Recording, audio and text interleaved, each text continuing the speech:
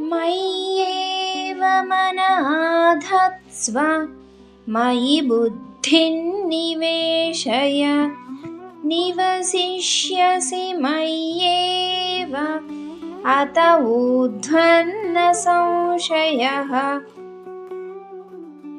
నాయందే మనస్సు నిలుపుము, నాయందే బుద్ధిని లగ్నము చేయుము, పిమ్మట నాయందే స్థిరముగా నుందువు, ఇందు ఏమాత్రమూ సందేహమునకు తావులేదు.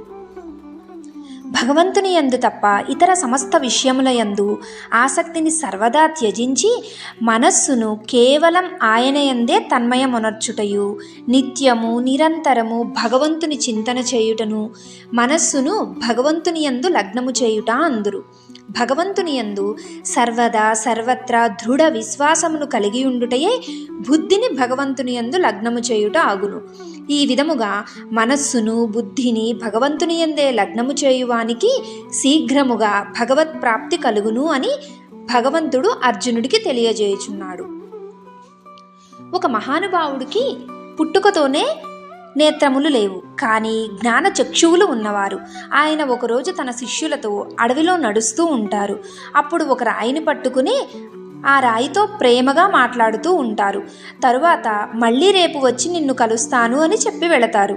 మరుసటి రోజు అక్కడికి శిష్యులతో పాటు వెళ్ళి మళ్ళీ మాట్లాడతారు. అప్పుడు అక్కడ ఉన్న శిష్యులందరూ ఆశ్చర్యపడతారు. అందులో ఒక శిష్యుడు గురువుగారిని పరీక్షించాలని ఆ రాయిని ఇంకొక చోటుకి విసిరేస్తాడు. మరుసటి రోజు గురువుగారు శిష్యులతో పాటు ఎక్కడైతే ఆ రాయి ఉందో అక్కడికే వెళ్తారు. అక్కడికి వెళ్ళి రాయితో, నువ్వు నడిచి ఇక్కడికి వచ్చేసావా, బాగున్నావా అని ప్రశ్నిస్తారు. అప్పుడు ఆ శిష్యుడు చాలా సిగ్గుపడతాడు. గురువుగారిని క్షమాపణ కోరతాడు. నేను మిమ్మల్ని అనుమానించాను, క్షమించండి అని. అదే గురువుగారి సమర్పణా భావన, తరంగాల ప్రభావం. అటువంటి వారు భగవానుని చెంతకు చేరతారు.